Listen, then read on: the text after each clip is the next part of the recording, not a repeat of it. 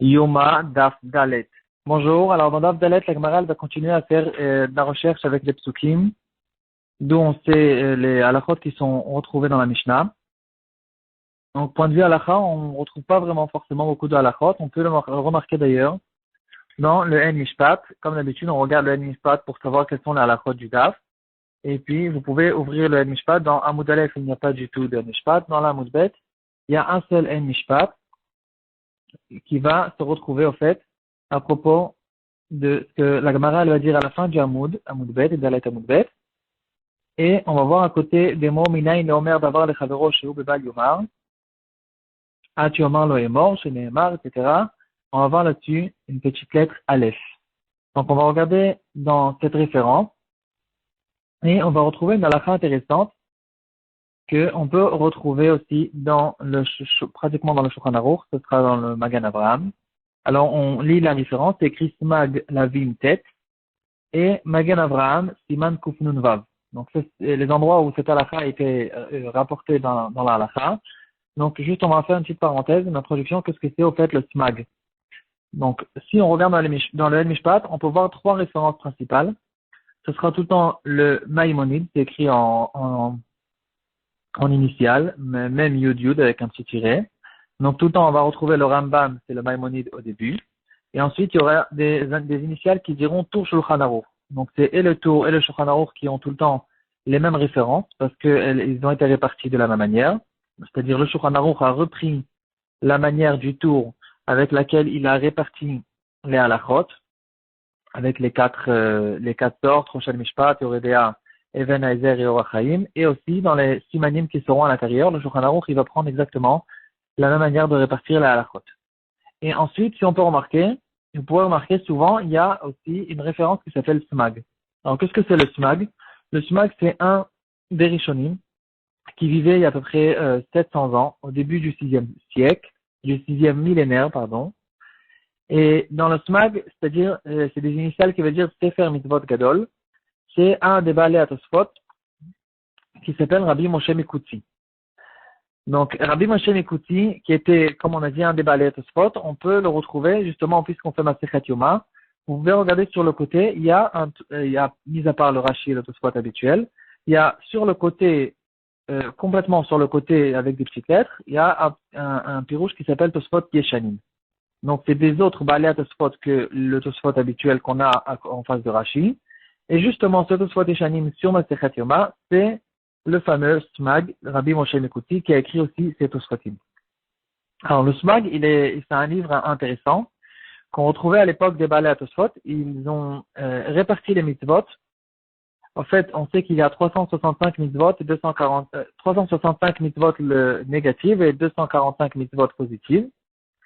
Et les Rishonim, surtout de cette période-là, il y avait beaucoup de Rishonim qui ont essayé de rédiger, de résumer toutes les mitzvot, comme on le sait qu'a fait le Rambam dans le Sefer Mitzvot, bien sûr, mais beaucoup d'autres Rishonim aussi l'ont fait. Le premier qui l'a fait, c'est Rav Taadia Gaon, il était déjà du temps des Géonim. Et ensuite, il y a le Bahag qui l'a fait, un Sefer qui s'appelle Yereim, donc c'était aussi un des Baalei HaTosfot, Sefer HaTruma, aussi un des Baalei HaTosfot, et bien sûr, le Sefer HaChinuch qu'on connaît tous avec le pirouge du Minchat Chinuch. Et il y a aussi le Smag, Sefer Mitzvot Gadol. Il y a aussi Smag, Sefer Mitzvot Katan, qui l'a repris plus tard. Mais en tout cas, le Smag, c'est le Sefer Mitzvot Gadol qui a justement résumé les mitzvot. Il y a plusieurs marlokot entre les Rishonim. On peut retrouver des petites différences, pas des petites nuances en fait, de la manière en fait où ils ont résumé les mitzvot, et c'est ce qu'a fait aussi le Smag.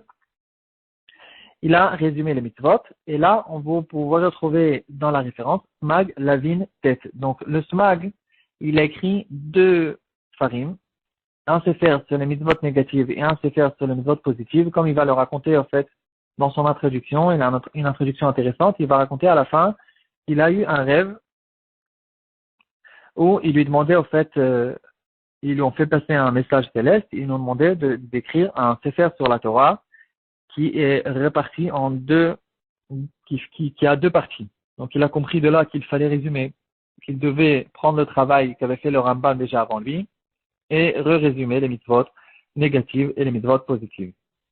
Donc, si on ouvre maintenant le smag, lavine, tête, donc on va ouvrir le smag dans la partie des mitzvot négatives, la mitzvah tête. Là-bas, le smag, il va nous ramener la mitzvah, l'interdiction de parler du lashon hara. Et dans cette interdiction-là, il y aura plusieurs interdictions qui concernent la parole. Et une de ces dérivées, c'est la halakha justement qu'on va retrouver ici dans notre daf, qui dira qu'on apprend du pasuk Vaidaber Hashem El Moshe Me'oel Moed les morts, que Hashem a dit à Moshe, il lui a dit ensuite les morts. Donc, en fait, c'est un pasuk extrêmement connu qu'on revoit très souvent dans la Torah. Vaidaber Hashem El Moshe les morts. On a d'ailleurs l'habitude de traduire les morts par en lui disant. Donc, c'est pas une traduction qui est exacte. Les morts, c'est pour dire. C'est-à-dire, Hashem, il a dit à Moshe, il lui a ordonné une certaine mitzvah pour dire, pour que lui, il la transmette, il la dise au Bnei Israël. Maintenant, ce que la Gemara, elle fait ici, c'est une dracha à propos du mot les morts.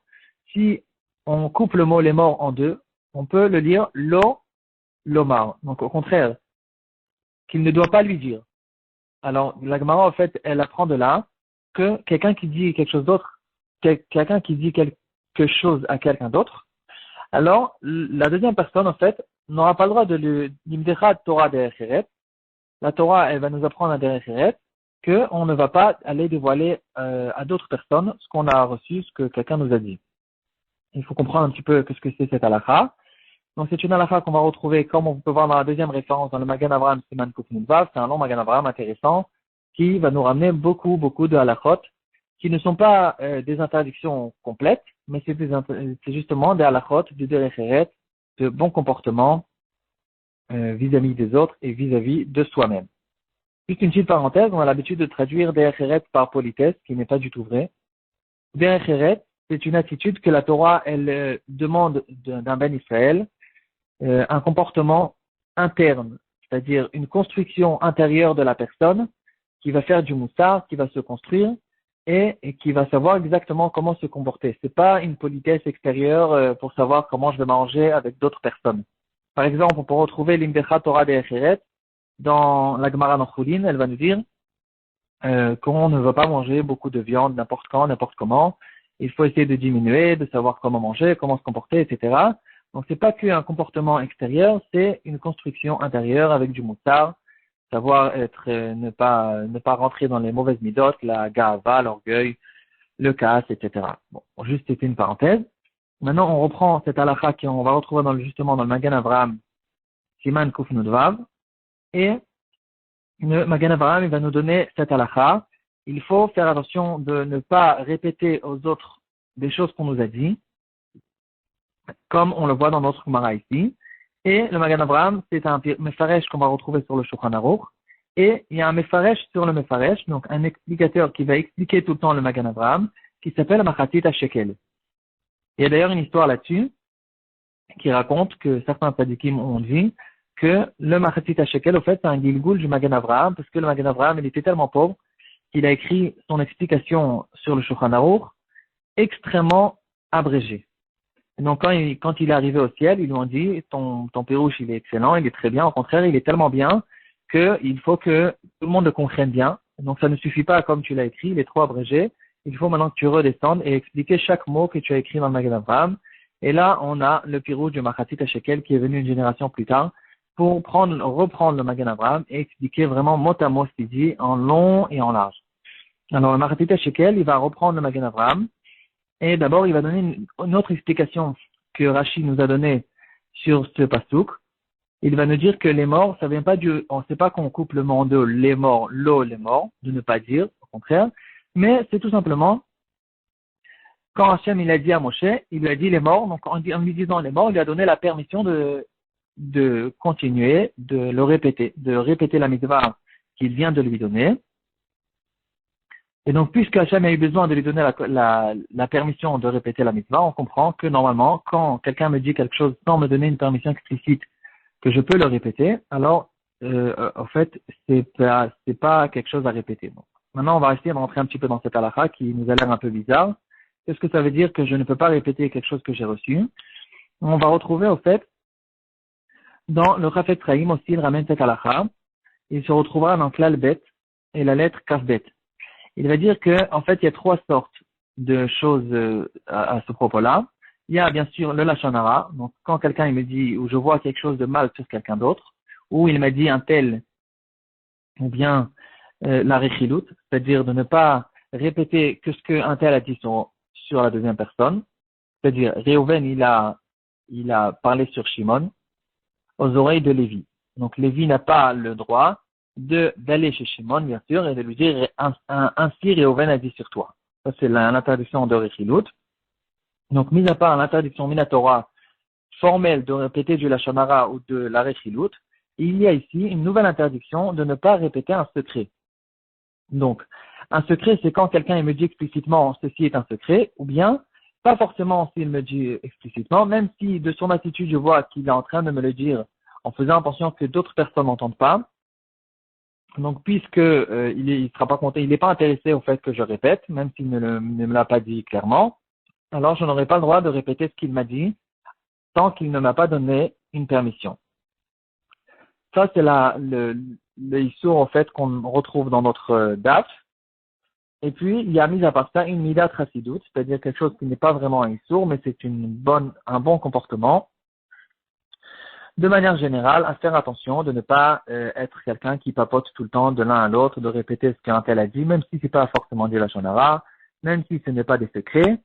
De manière générale, de ne pas être une personne qui parle et qui répète tout ce que un tel a dit, tout ce que l'autre a dit, etc. C'est une midat chassidoute de mesurer les mots, de faire attention, de ne pas répéter des uns aux autres. Voilà, ça c'est la halakha en fait qu'on retrouve dans notre